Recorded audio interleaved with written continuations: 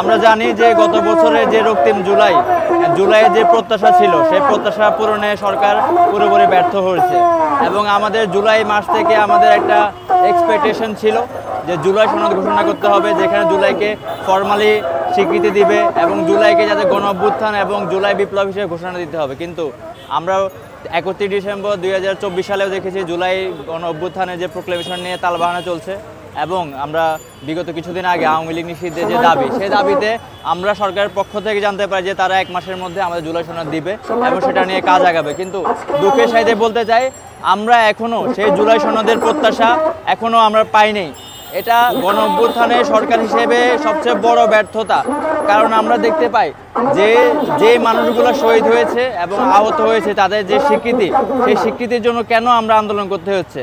বাংলাদেশের প্রথম 5D AI inverter যুক্ত সর্বোচ্চ বিদ্যুৎ সাশ্রয়ী যমুনা এয়ার কন্ডিশন। 2024 সালের 31 আগস্ট আমরা চেয়েছিলাম জুলাই প্রোক্লেমেশনের বিষয়ে। আমরা যখন ঢাকার শহীদ মিনারে সারা বাংলাদেশ থেকে জুলাইয়ের যোদ্ধারা অবস্থান করেছি জুলাই প্রোক্লেমেশনের দাবিতে, সেদিন সরকারের হস্তক্ষেপে আমরা সরকারের ঘোষণা দিবে সরকার হস্তক্ষেপ করেছিল, যার ফলে আমরা সেদিনের প্রোগ্রাম স্থগিত করি এবং আমরা পরবর্তী দেখতে পাই সরকার আমাদের সাথে সেখানে প্রতারণা করেছে, সরকার কোনো প্রোক্লেমেশন দেয়নি। পরবর্তীতে হাসনাত আব্দুল্লাহ ডাকে সারা বাংলাদেশ থেকে সারা বাংলাদেশের মানুষ আবারও আওয়ামী লীগ নিষিদ্ধকরণ এবং জুলাই প্রোক্লেমেশনের দাবিতে রাজপথে নামে।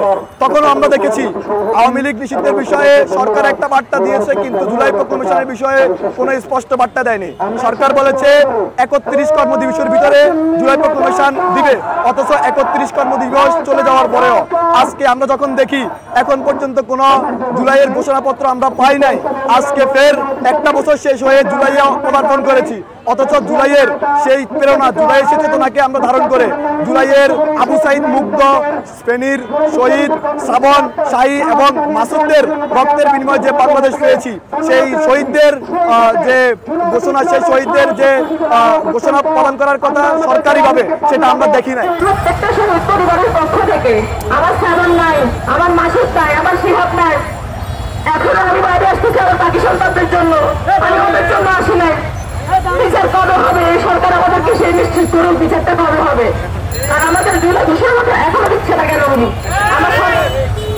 আমাদের সন্তানদের কি দোষ? ওনাকে রাস্তার উপরে আমি বসাইছে, উনি তাহলে কি ভাবে ভুল বাস্তবায়ন করলো? এখনো কেন এত কিছু করতেছে? এত বাহানা কেন দিচ্ছে আমাদেরকে?